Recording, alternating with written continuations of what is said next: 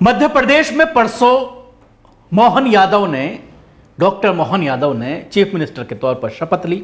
शपथ लेते ही एक ऑर्डर, एक सर्कुलर सामने आया जिसमें मजहबी इमारत, इबादत गाहों पर लाउड स्पीकर के इस्तेमाल को लेकर एक सर्कुलर जारी किया गया कि तमाम मजहबी इमारत से लाउड स्पीकर को उतारा जाए।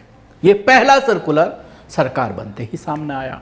उसके बाद प्रशासन सक्रिय हो गया और उसके बाद आप समझ सकते हैं कि इबादतगाह मध्य प्रदेश में भारतीय जनता पार्टी की सरकार में जब पहला सर्कुलर जारी किया जाता है तो इबादतगाह से मुराद क्या होगी। पुलिस ने अपना काम शुरू कर दिया, मस्जिदों से लाउड स्पीकर उतारने शुरू कर दिए।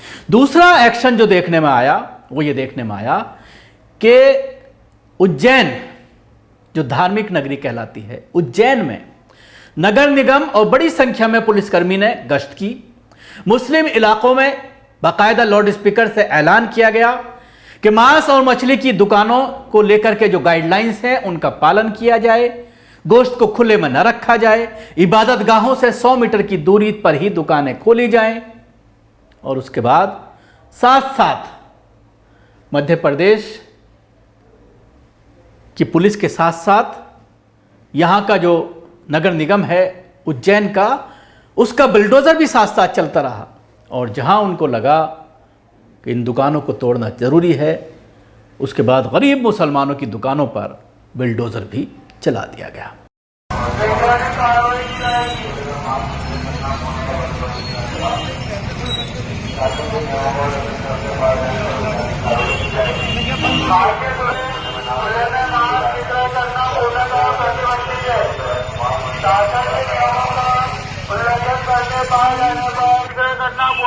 प्रतिबंधित है। शासन के नियमों का उल्लंघन करते पाए जाने पर वैधानिक कार्रवाई की जाएगी। पारदर्शी कांच या अन्य किसी वस्तु या संसाधन से ढककर रखे, खुले में न रखे।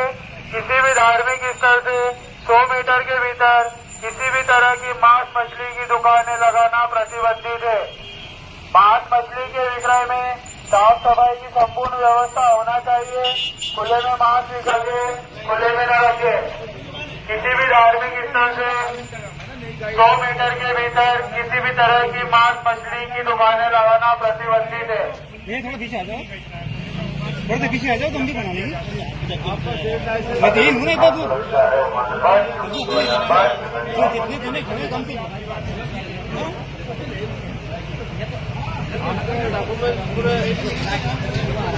कार्रवाई की जाएगी।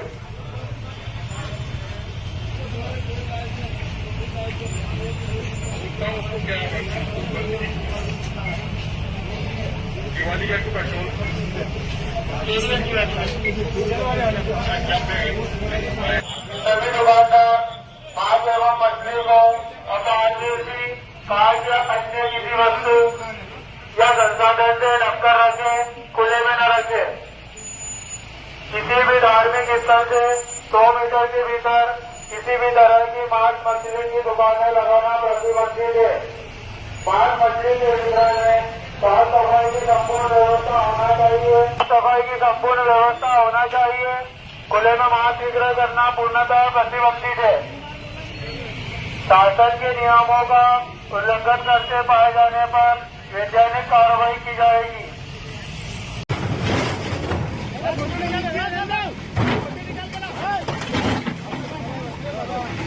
तो आपने देखा कि उज्जैन में प्रशासन की वाहन पर लगे लाउड स्पीकरों से खुले में मांस मछली की बिक्री पर प्रतिबंध की घोषणा की गई। कुछ मांस की दुकानों को बुलडोजर से ध्वस्त भी कर दिया गया। आप समझ सकते हैं कि मोहन यादव के मुख्यमंत्री बनने के बाद अब प्रदेश किस रुख पर चलने वाला है।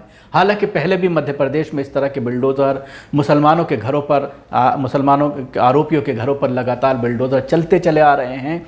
ऐसा ही एक मामला और आया है, वो बताऊंगा, लेकिन उससे पहले थोड़ा सा मैं आपको बताना चाहूँगा इस पूरे बुलडोज़र की कार्रवाई और हिंदुत्व की बात करने वाले निरुपम मिश्रा अब घर पर बैठ गए हैं। उन्हें लगता था कि मैं ये सारी चीज़ें कर कर आवाम का वोट पाकर और आगे बढ़ सकता हूं, अभी मैं होम मिनिस्टर हूं, शायद उप मुख्यमंत्री या मुख्यमंत्री भी मैं बन सकता हूं, लेकिन पब्लिक ने उनको वोट नहीं दिया। तमाम कोशिशों के बावजूद, अपने आप को बड़ा हिंदू साबित करने के बावजूद, हिंदूवादी संगठनों के लिए काम करने के बावजूद 5 साल तक और गरीब मुसलमानों के घरों पर बिल्डोजर चलाने वाले, फसादियों को पनाह देने वाले, आपको याद होगा जब वहाँ मध्य प्रदेश में दंगे हुए तो उसके बाद किस तरह से जिनके ऊपर हमले किए गए, जिनके घर जलाए गए, जिनके घरों के लोग मरे, उन्हीं के घर को किस तरह से बिल्डोजर से गिरा दिया गया। स्कूलों पर किस तरह से बिल्डोजर चलाए गए।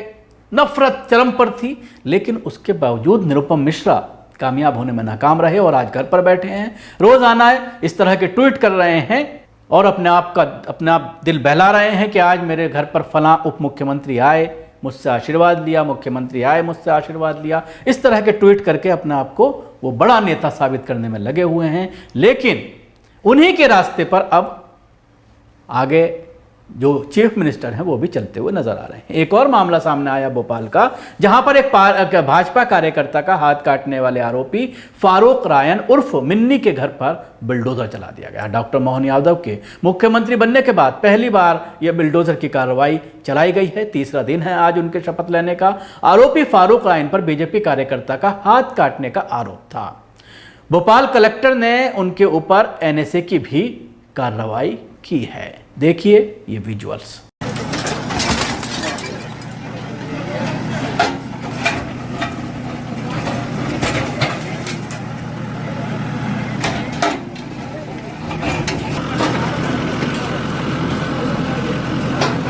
पलंग रखा तुम्हारे पलंग रखा, वो आगे वाले कमरे पलंग रखा।